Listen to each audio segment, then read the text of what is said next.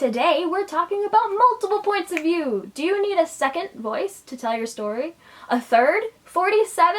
Let's find out! One of my favorite examples of multiple points of view in storytelling is a movie called Hoodwinked. Hoodwinked is a detective mystery retelling of the Little Red Riding Hood story. Hoodwinked is a great story on multiple levels. It's a pretty great retelling and a pretty well-plotted mystery, but where it really excels are its characters. Hoodwinked is set in a forest filled with fairy tale creatures, and it starts with the climax of the Little Red Riding Hood story with all the characters, and then the cops come. And each of the characters, the wolf, Little Red, Grandma, the huntsman, they have to explain their story to the cops. The majority of the movie is told by showing us what happened according to each of the characters. The wolf, the huntsman, Grandma, and Little Red, they all get their say. Each of their stories are very different and wildly entertaining, but it's where their stories connect that help us solve the mystery. This lays the groundwork to help the detective storytelling method succeed, but it's also a great way to make a retelling. The overall message of the film is that you might not know the whole story,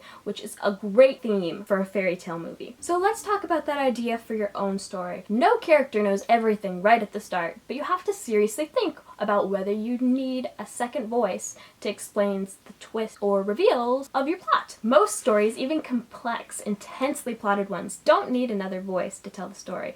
In fact, I think having multiple point of views when you don't need them can hurt rather than help your story. The problem that stories with multiple points of views often have is that they need to retell or recap events that we've already seen. It is very difficult to do that in a unique and entertaining way, but it is crucial to having a good flow. This can very easily pull a reader out of the story if it isn't done in a unique and engaging way. The Hoodwinked definitely excels at this. Each of the viewpoints are very entertaining on their own, but they are only improved by connecting with the others. Almost every single story can be told with one narrator. So how do extra narrators help your plot? In what ways do they connect? So a story with multiple viewpoints should never feel like several different stories. So even though they must be unique, they must all be interconnected. You should all go watch Hoodwinked, you know, for research purposes. It's on Netflix. But first, tell me what you like about multiple viewpoints, and tell me what you don't like about multiple viewpoints. Tell me what makes or breaks them for you in the comments below. And subscribe to meet all of my personalities. And join my newsletter if you just really love my face. Or even if you don't love my face and you just want to know about my books. That works too. I will see you soon. I hope you have a great day.